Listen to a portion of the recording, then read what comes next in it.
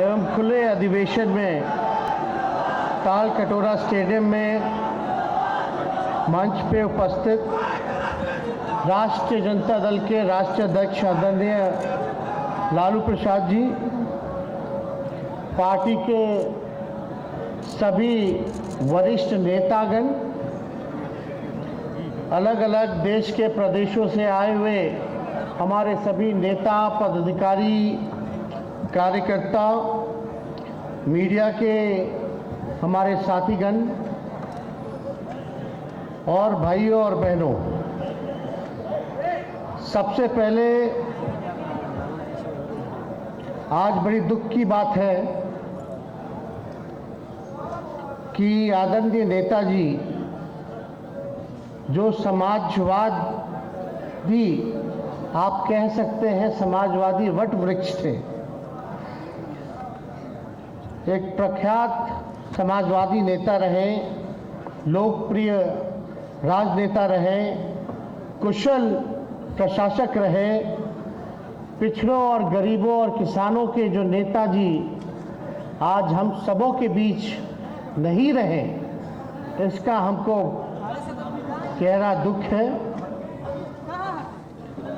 आदरणीय नेताजी से कुछ दिनों पहले राष्ट्रीय अध्यक्ष जी लालू जी के साथ हम मेदांता अस्पताल गए थे उनका हालचाल जानने।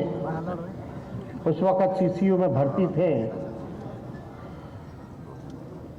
तो हमारी और राष्ट्रीय अध्यक्ष जी की मुलाकात अखिलेश जी से हुई और हम लोगों को लगा उस समय की सेहत में सुधार हो रहा है, तो अच्छी बात है। लेकिन आज सुबह जब ये खबर निधन की पता चला तो हम सब लोग जो हैं मर्माहत हैं। नेताजी को धरती पुत्र के नाम से भी जाना जाता है। देश के रक्षा मंत्री के साथ साथ उत्तर प्रदेश के जो देश का सबसे बड़ा प्रदेश है उसके कई बार मुख्यमंत्री भी रह चुके हैं और हम लोगों से तो पारिवारिक रिश्ता भी है। हमारी बहन उनके घर में ब्याही है, तो हम लोगों को बड़ा खेद है और दुख है इस बात का कि आदरणीय नेताजी आज हम लोगों के बीच नहीं है। समय समय पर हम लोगों को लगातार उनका आशीर्वाद मिलता रहा है और आज हम सब लोग आज के दिन आदरणीय लालू जी को आप सब लोगों ने मिल करके राष्ट्रीय अध्यक्ष बनाने का काम किया है पुनः। इसके लिए आप सब लोगों को हम धन्यवाद देते हैं, बधाई देते हैं। और आदरणीय शरद जी हम लोगों के बीच आए हैं, हम उनका भी आज के कार्यक्रम में अभिनंदन करते हैं, स्वागत करते हैं। बतवा दीजिए। एक बार आप सब लोग हमारे साथ बोलिएगा, नेताजी अमर रहे, नेताजी अमर रहे, नेताजी अमर रहे। आप सब लोगों का धन्यवाद। आज शरद जी भी हम लोगों के साथ उपस्थित है। ज़्यादा कुछ आज हम कहेंगे नहीं, लेकिन आप सब लोगों को पता है कि ये जो कार्यक्रम था पहले से ही प्रस्तावित था कि दिल्ली में इस बार नेशनल एग्जीक्यूटिव की राष्ट्रीय कार्यकारिणी की बैठक के साथ साथ खुला अधिवेशन भी दिल्ली होगा और दिल्ली करने का ये मकसद है कि पूरे देश के जितने भी राष्ट्रीय जनता दल के हमारे कार्यकर्ता हैं वो एक जगह जो देश की राजधानी जो दिल्ली है, जहां से सियासत चलती है और दिल्ली में हुकूमत करने वाले लोग जो यहाँ बैठते हैं और जो मौजूदा हुकूमत करने वाले जो लोग हैं जिस प्रकार से देश को और संविधान को, देश के लोकतंत्र को तबाह करने में लगे हैं, इसलिए आज राष्ट्रीय जनता दल के हर एक कार्यकर्ता की जिम्मेवारी है कि देश के संविधान को बचाने का काम करे, देश के लोकतंत्र को बचाने का काम करे। और ये आने वाला जो 2024 का जो चुनौती है, हम लोग दिल्ली इसलिए आए हैं कि हम लोग ताल कटोरा में ताल ठोकने के लिए आए हैं कि हम चुनौती को स्वीकार करते हैं। और पूरे देश में जिस प्रकार से भाजपा के लोग लगे हुए थे, जितने भी विपक्षी दलों की सरकार थी, क्षेत्रीय दलों की सरकार थी राज्यों में, वहां तोड़ने में लोग लगे हुए थे, खरीद फरोख्त करके, डरा धमका करके सरकार गिराने में लगे हुए थे। लेकिन हम आदरणीय लालू जी का हम धन्यवाद देते हैं कि उन्होंने जो फैसला किया, आज जो देश में भाजपा जो औरों को गिरा रही थी दूसरे राज्य में, लेकिन बिहार की धरती में लालू जी ने भाजपा को बाहर करने का काम किया, गिराने का काम किया। आज बिहार में आप देखिएगा, महागठबंधन की सरकार है, 7 दल महागठबंधन में एक साथ हैं, अकेले भाजपा जो है पीछे रह गई है। और ये हम लोगों का प्रयास है दिल्ली आकर के जितने भी हमारे विपक्षी दल हैं या क्षेत्रीय दल हैं जो चाहते हैं कि भाजपा को सरकार से हटाएं, आज देखिएगा बिहार में जो हुआ, सब लोगों में एक उम्मीद, एक आशा पैदा हुई है। और देश के लोग कह रहे हैं, सभी विपक्ष के लोग कह रहे हैं कि अगर बिहार ने करके दिखाया है तो देश भी करके दिखा सकता है। तो हम लोग सब लोगों का प्रयास है, आदरणीय राष्ट्राध्यक्ष लालू जी, बिहार के मुख्यमंत्री नीतीश कुमार जी लगातार इस प्रयास में हैं कि जो बिहार मॉडल हम लोगों ने महागठबंधन करके दिखाया, भाजपा को भगाया, देश में सभी विपक्षी दलों के नेता से मुलाकात कर रहे हैं। हम लोगों की कोशिश होगी कि सब लोग एक प्लेटफॉर्म पर आए, एक साथ आए, अपने अपने ईगो को छोड़ें। ये व्यक्तिगत स्वार्थ की बात नहीं है, ये एक बड़ी लड़ाई है। देश को बचाना है तो साथ आना होगा, साथ मिलकर के लड़ना होगा। हर हम लोगों ने महागठबंधन बनाया तो एक दल नहीं है, 7 दलें हैं। हम आप सब लोगों को कहना चाहते हैं कि आप लोग सब लोग इसी एकता के साथ, इसी गोलबंदी के साथ आप लोग रहने का काम कीजिए। कहीं किसी के भटकावे में, भ्रम की स्थिति में आने की जरूरत नहीं है। बहुत साजिशें चली जाएंगी, बहुत षड्यंत्र होगा, लेकिन हम लोगों को उसका जवाब देना होगा, एक रह करके जवाब देना होगा। और आप लोग तो सब लोग जानते हैं कि बताइए, देश के प्रधानमंत्री नरेंद्र मोदी जी 75 साल बाद कोई चाय के दुकान से प्रधानमंत्री बन गया। 75 साल में चाय के दुकान से देश के प्रधानमंत्री बन गए। लेकिन इन मोदी जी के 8 साल में, मोदी जी के इन 8 साल में एमबीए किया हुआ लड़का, इंजीनियरिंग किया हुआ लड़का चाय की दुकान पे पहुंच गया, पकौड़ा के दुकान पे पहुंच गया। क्या फर्क है? आप सब लोगों को हम इतना ही कहना चाहते हैं, हम आदरणीय लालू जी को धन्यवाद देते हैं कि 2014 में इन्होंने कहा था लोगों से कि देश टूटेगा या एक रहेगा, ये आपको फैसला करना है। आप देख लीजिए, आज 8 सालों में देश बर्बाद हो रहा है, देश के संपत्तियों को बेचा जा रहा है, देश के संविधान के जगह आरएसएस का एजेंडा लागू करने का प्रयास किया जा रहा है। किसान, मजदूर, नौजवान सब लोग परेशान हैं। महंगाई की मार, यही लोग ना गाना गाता था भाजपा वाला लोग कि महंगाई डाइन खाई जात है। आज डाइन नहीं भौजाई हो गई है। तो इसलिए आप सब लोगों को, ये लोग जो छलिया लोग हैं, जो कपटी लोग हैं, ये लोग केवल धोखा देने का काम करते हैं, वोट की राजनीति करते हैं। इनको देश के लोगों की सेवा से कोई मतलब नहीं, इनको गरीबों से कोई मतलब नहीं। आज बताइए, एक भाजपा का एमपी कौन से डिजाइन में लोग लगा हुआ है?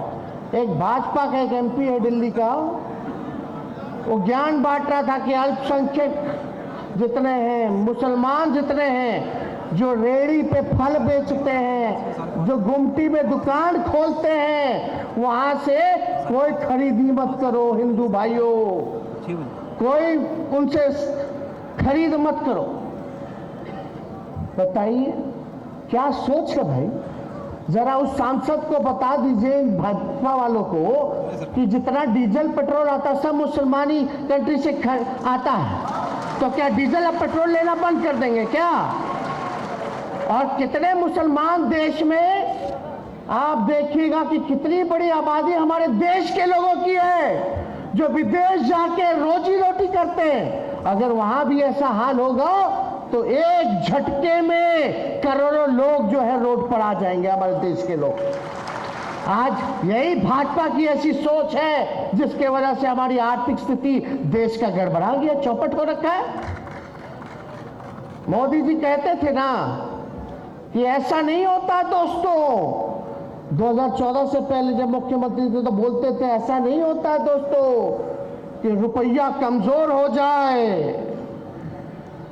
हमने भी शासन किया, हमें पता है। अब 8 साल में बता दीजिए, रुपया सबसे महंगा हो गया, सबसे मतलब नीचे गिर गया।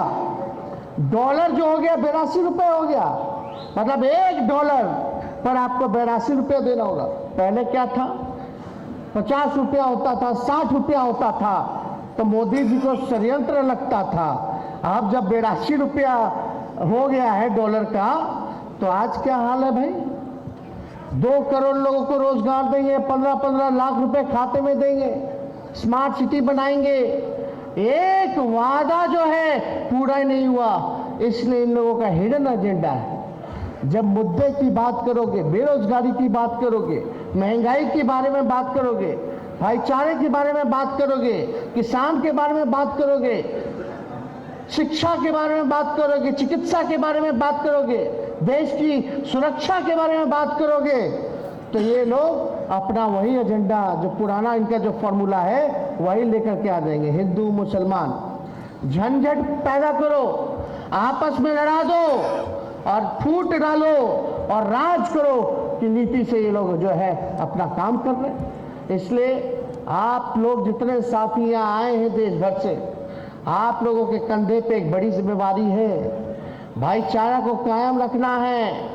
जो भड़काने का काम करेगा उसको भी सबक सिखाना है। इसलिए हम लोग गांधी जी, लोहिया जी, कर्पूरी जी, जेपी जी के मानने वाले लोग हैं, अंबेडकर जी के मानने वाले लोग हैं, उनके विचारधारा पर चलने वाले लोग हैं। इसलिए अगर कट्टरपंथ का कोई जवाब दे सकता है तो वो समाजवाद ही दे सकता है। और आप समझिए, इन लोगों का बहुत एजेंडा है, तो हम ज्यादा कुछ ना कहेंगे, आप लोगों से इतना ही कहेंगे कि आप लोग सब लोग गोलबंद रहिएगा, कहीं घबराने की जरूरत नहीं है। लेकिन कभी कभी आप लोग एक बात समझ जाइए, हमारा पार्टी है, महागठबंधन है, कभी कभी हम सब लोगों को जो बड़ा मकसद है, बड़ी जो लड़ाई है, उसको हम लोगों को देखना है। अगर क्षेत्रीय दल आपस में ही लड़ते रहेंगे तो सबसे बड़ा बेवकूफीपन होगा। इसलिए क्षेत्रीय दलों को, हम सब लोगों को एकजुट रहना है। और कोई हम में से अगर कोई एक साथी हमारे दल का अगर कोई कुछ बोलता है जिससे भाजपा को फायदा होगा, तो उनको हम बता देना चाहते हैं कि एक ऐसा होना चाहिए, आज या तो आप भाजपा की तरफ रहिए या भाजपा के विरोध में रहिए। ये दोनों जगह रह कह करके काम होने वाला नहीं है। इसलिए आप सब लोगों को हम ये बताना चाहते हैं, एकजुट रहना है। तो 24 के लिए आप लोग तैयार हैं कि नहीं है? हाथ उठा करके सब लोग बताइए, 24 के लिए तैयार है कि नहीं? और हम लोग जीतेंगे। हम तो पहले बोले थे ना, कड़े के बाद जीते के बाद, कड़े के बाद लड़े के बाद जीते के बाद। तो आप सब लोगों का ऐसे ही सहयोग मिलता रहे। हम लोग जल्दी नई जो सरकार बनी है, कई लाखों में हम लोग नौकरियां देने जा रहे, सरकारी नौकरी देने जा रहे, पूरे सिस्टम को हम लोग सुधारने जा रहे। इसलिए आप सब लोगों से यही प्रार्थना है। लेकिन जब तक आप संगठन को मजबूत नहीं करोगे, जब तक आप बूथ पे नहीं जाइएगा, जब तक छोटे जातियों को, चाहे अति पिछड़े समाज के हो, दलित समाज के हो, उनको जब तक सीने से नहीं लगाइएगा, तब तक आप अपने मकसद को हासिल नहीं कर सकते। अनुशासन में रह करके आप सब लोग इस बात को हम आप सब लोगों से हाथ जोड़ करके अपील करेंगे। एक काम मेरा माना हुआ कीजिएगा कि नहीं कीजिएगा? सही में बताइए।